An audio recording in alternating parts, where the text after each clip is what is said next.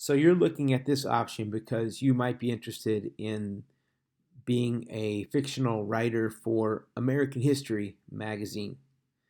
So in this option, your final product that you'll turn in on Monday or Tuesday, May 2nd or 3rd, is the magazine article.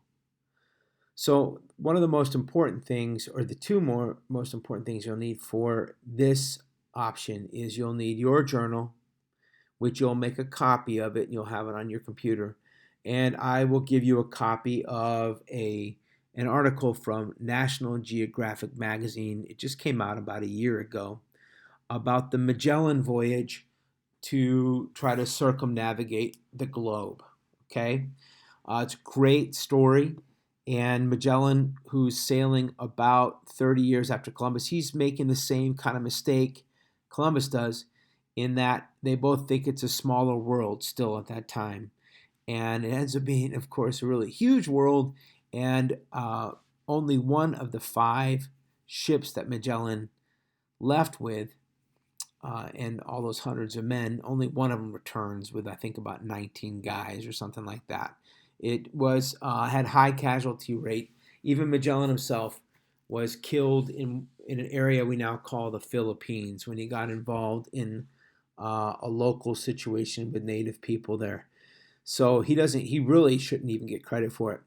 But anyway, what you're doing for American History Magazine, the reason why I like this option so much is you're comparing that real voyage in 1519 that lasted 3 years and your fake voyage that your group did in 1499, so-called 20 years before. So you're just comparing and contrasting. You'll be surprised, some of you, of the similarities between your fake voyage and the real one of Magellan. And then, of course, there's going to be differences as well. So, like Magellan, he faced mutiny. One of his ships just left. It was just gone one day. They also had a shipwreck. He lost a ship. All right, so those are just some, a lot of guys dying. I mean, a lot of guys dying. So some of you will find some similarities there. And so you're just using some kind of a publishing template. So it looks like a magazine article. If you need to, take a look at some history magazines so you can see what they look like. Microsoft Pages is a good one to use that some students used last year.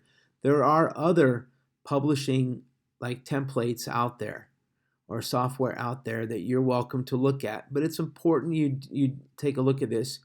What you should not turn in the day that this is due is something that's like stapled together, just printed off the printer, that kind of a thing. It should look like a magazine article. That's part of the challenge, okay? Since it is supposed to be a magazine article, you're going to want to make sure that you use historically accurate images in there too, okay?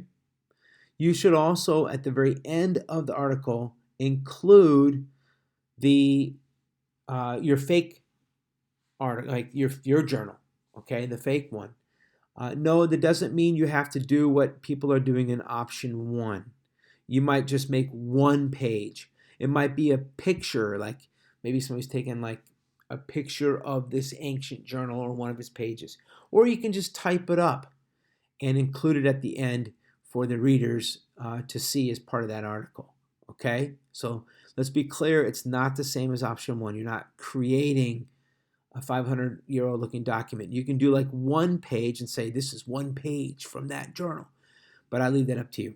Okay? The whole journal that you have can just be typewritten at the end, included in there. Okay? So I'll meet with any of you that choose this option.